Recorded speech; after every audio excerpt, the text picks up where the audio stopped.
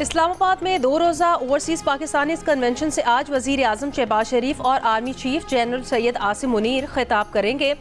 गुज़श्ता रोज़ convention में मुख्तलिफ हुकूमती वज़रा और स्पीकर कौमी असम्बली शरीक हुए। कन्वेंशन से सेक्रेटरी SIFC जमील कुरैशी और दीगर ने खिताब किया।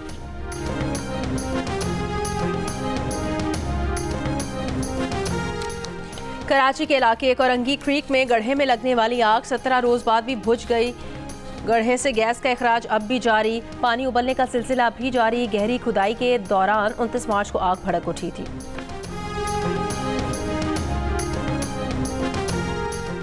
सिंध भर में 28 अप्रैल से 11वीं और 12वीं जमात के इम्तिहानात शेड्यूल्ड। कराची के तलबा को अब तक ना इम्तिहानी शेड्यूल मिला, ना एडमिट कार्ड फराहम किए गए। इम्तिहानी मराकज़ का फैसला भी ना हो सका। चेयरमैन इंटर बोर्ड कराची की अदम तैनाती से इम्तिहानात में ताख़ीर का खदशा। सिंध हुकूमत ने मिसबाह तुनियों को चेयरमैन इंटर बोर्ड कराची तैनात किया था, ताहम उन्होंने चार्ज लेने से माजरत कर ली थी। Chairman matric board Sharf Ali Shah chairman inter board का इजाफी चार्ज संभाले हुए हैं। कोटद्दू से तावान के लिए अगवा किया गया 18 साल का लड़का बाजियाब। पुलिस के मुताबिक मगवी को दरियाई चिनाब के कच्चे के इलाके से बाजियाब करवाया गया। 2 मुलजिमान गिरफ्तार। तावान की रकम 20 लाख रुपए भी बरामद कर ली।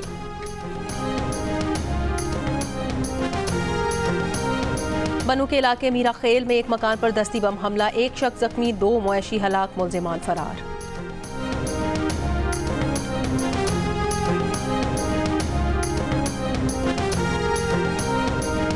अफगान पनाह गुज़ीनों की अफगानिस्तान वापसी का सिलसिला जारी। गुज़श्ता रोज़ 1389 अफगान सिटीजन कार्ड होल्डर्स और 1853 गैर कानूनी तारिकीन वतन को वापस भेजा गया। रज़ाकाराना तौर पर 2234 अफगान बाशिंदे वापस अपने मुल्क गए। महकमा दाखिला के मुताबिक सितंबर 2023 से अब तक 5,06,534 अफगान बाशिंदे वतन वापस जा चुके हैं। विफाकी हुकूमत ने दरियाए सिंध पर 6 नई नहरों से मुतालिक तहरीरी तफसीलात कौमी असम्बली में पेश कर दी। विफाकी वजीर आबी वसाइल मोइन वटू ने बताया कि पंजाब के लिए छोटी चोलिस्तान नहर के लिए इरसा ने जनवरी 2025 में NOC जारी किया। मनसूबा हुकूमत पंजाब की माली मुआवनत से मुकम्मल किया जाना है। CDWPP ने 225 अरब 34 करोड़ का मंसूबा एक्निक को भिजवाया, लेकिन एक्निक ने ताहाल छोटी चोलिस्तान नहर के PC1 पर गौर नहीं किया। मंसूबा अभी तक गैर मंजूर शुदा है।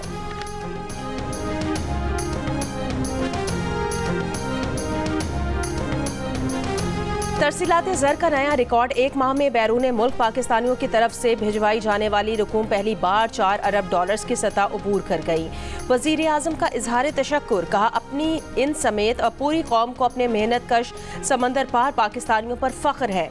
मार्च में तरसीलात ज़र 1 माह में तारीख की बुलंद तरीन सतह 4.1 अरब डॉलर्स तक पहुँची। गुज़श्ता साल मार्च के मुकाबले में इस साल मार्च में तरसीलात ज़र में 37.4% इजाफा हुआ। रवा माली साल अब तक तरसीलात ज़र मजमूई तौर पर 28 बिलियन डॉलर्स तक पहुँच गई हैं। तरसीलात ज़र का रिकॉर्ड सतह पर पहुँचना ओवरसीज़ पाकिस्तानियों की हुकूमती पॉलिसीज़ पर खैबर पख्तूनख्वा को विफाक से मतलूबा पैसा मिलेगा। विफाकी हुकूमत ने वज़ीर आला गंडापुर को यकीन दहानी करा दी। इस्लामाबाद में वज़ीर आला की सदारत में इजलास में वज़ीर ख़जाना और वज़ीर आबी वसाइल की भी शिरकत। पन बिजली के खालिस मुनाफे की मद में विफाक के ज़िम्मे 1900 अरब रुपए वाजिबुल अदा है। इस मुनाफे की अदायगी के अबूरी तरीक़ाकार के तहत भी 77 अरब रुपए मिलना बाकी है। KP हुकूमत का मौक़िफ़। सूबाई हुकूमत ने नया NFC अवार्ड जारी करने का मुतालबा किया। कहा ज़म-अज़ला के लिए अब तक जो 600 अरब रुपए मिलने थे, उनमें से सिर्फ 122 अरब रुपए मिल सके हैं। विफाकी वज़ीर मनसूबाबंदी SN इकबाल ने हैदराबाद सक्खर मोटरवे इसी साल शुरू करने का वादा कर लिया।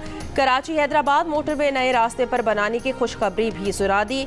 ताजिरों से गुफ्तगू में कहा कि हैदराबाद सक्खर मोटरवे 3 साल में मुकम्मल हो जाएगी। उन्होंने कहा कि PTI हुकूमत ने सक्खर हैदराबाद मोटरवे रोकी, जिसके बायस अब लागत दुगनी हो गई है। कराची साइट एरिया के लिए 5 अरब रुपए का मंसूबा मंजूर किया है। 125 अरब रुपए के K4 मंसूबे के लिए 100% फंड मुहैया कर रहे हैं। मुल्क की तरक्की के लिए सियासी इस्तेकाम और पॉलिसीज का तसलसल नागुज़ीर है। पाकिस्तान में होने वाले दहशतगर्द हमलों में अफगानिस्तान को दिया गया अमरीकी असलहा इस्तेमाल हो रहा है। अमरीकी अखबार की तहकीकात में पाकिस्तान के दावे की तस्दीक हो गई। रिपोर्ट के मुताबिक गुज़श्ता माह बोलान एक्सप्रेस के बलोच हमलावरों से भी M4A1 कार्बाइन राइफल बरामद हुई, जो अमरीका में अफगानिस्तान के लिए तैयार की गई थी। अमरीकी अखबार ने सीरियल नंबर और कॉलेट लोगो लगी राइफल्स की तस्वीर भी वेबसाइट पर जारी कर दी हैं।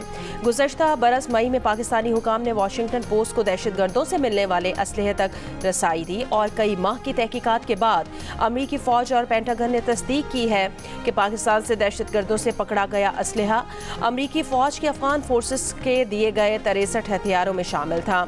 अमरीकी अखबार ने अस्करियत पसंदों, हथियारों के ताजरों और सरकारी हुकाम के हवाले से लिखा कि अमरीकी राइफल्स, मशीन गन्स और नाइट विजन चश्मे जो अफगानिस्तान के लिए थे, वो अब कलअदम तहरीक तालिबान पाकिस्तान और दीगर दहशतगर्द ग्रुप इस्तेमाल कर रहे हैं।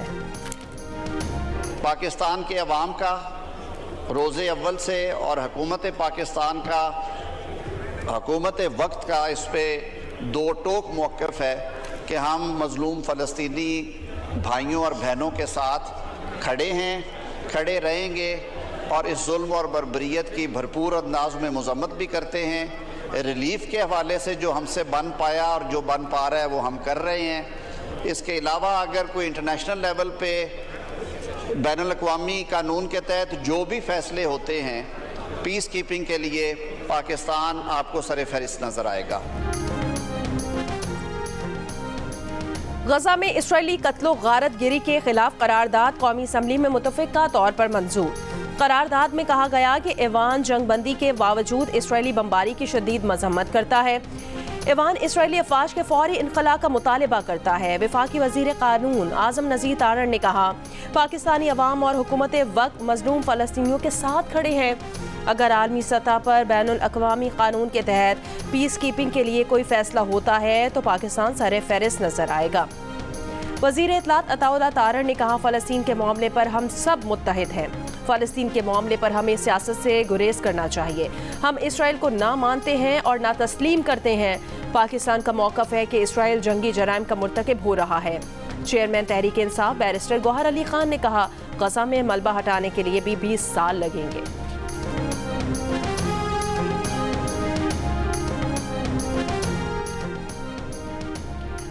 अमरीकी रुकने कांग्रेस से अरकान पार्लियामेंट की मुलाकातों में तहरीक इंसाफ का लाइल्म रखे जाने का इल्ज़ाम। स्पीकर के फैसलों को बदनीयती भी करार दे दिया। Party chairman barrister Gauhar Ali Khan ने कहा, अगर उनसे कोई राब्ता होता तो वो ज़रूर जाते, उन्हें कोई कॉल या मैसेज नहीं आया। शिबली फराज ने कहा, यह स्पीकर की बदनीयती है कि उन्होंने कौमी असम्बली और सेनेट के अपोजिशन लीडर्स को आगाह नहीं किया। कौमी असम्बली में PTI पार्लिमानी लीडर जरताज गुल ने कहा, स्पीकर ऑफिस की जानिब से चीफ विप आमिर डोगर से रब्ता किया था कि अगर अमरीकी वफ्द के इवेंट में अपोजिशन अरकान आए। आमिर डोगर ज़ाती मसरूफियात की वजह से पार्टी अरकान को ना बता सके। ज़राए के मुताबिक तहरीक इंसाफ के आतिफ खान और अमजद खान की अमरीकी कांग्रेस वफ्द से मुलाकात हुई। आतिफ खान के मुताबिक ये मुलाकात सरकारी तकरीब में हुई जहाँ दीगर लोग भी मौजूद थे। पाकिस्तान तहरीक इंसाफ की पार्लिमानी पार्टी का इजलास तलब। बैरून मुमालिक वफूद की पाकिस्तान आमद के मामले पर बात होगी।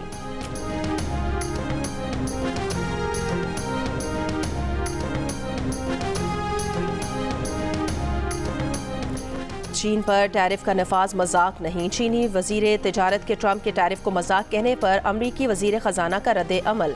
अमरीकी वजीर ख़जाना ने कहा कि अमरीका चीन मुज़ाकरात को आला सतह से आना होगा, जिसमें ट्रंप और शी जिनपिंग शामिल हैं। बीजिंग के साथ तिजारती मुआहदे के लिए पुरुमीद है। ये भी कहा कि अमरीका शराकतदारों के साथ नेक नियति से टैरिफ शरह पर बातचीत करेगा। हॉलैंड की एम्स्टरडैम यूनिवर्सिटी में फ़लस्तीन हामी तलबा का एहतजाज। तलबा मुजाहिरीन ने यूनिवर्सिटी इंतजामिया की इमारत का घेराव कर लिया। बाज़ ने इमारत में दाखिल होकर एहतजाजी बैनर्स लटका दिए। पुलिस का लाठी चार्ज, मुतादिद तलबा गिरफ्तार। तुर्की के शहर इस्तांबुल में इसराइल के खिलाफ बड़ा एहतजाज। हज़ारों मुजाहिरीन की फ़लस्तीनियों के हक में रैली। गजा में फौरी जंगबंदी का मुतालबा।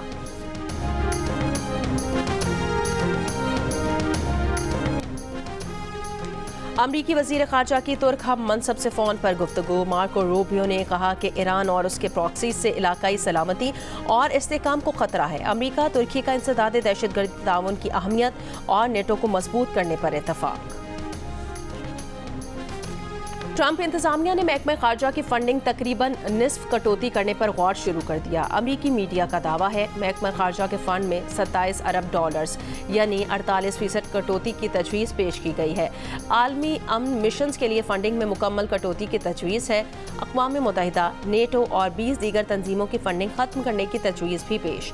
अमरीकी फॉरेन सर्विस एसोसिएशन ने मुतालबा किया कि कांग्रेस कटौती तजावीज़ मुस्तरद कर दे। कहा कटौतियाँ हुई तो चीन और रूस खला पुर करेंगे।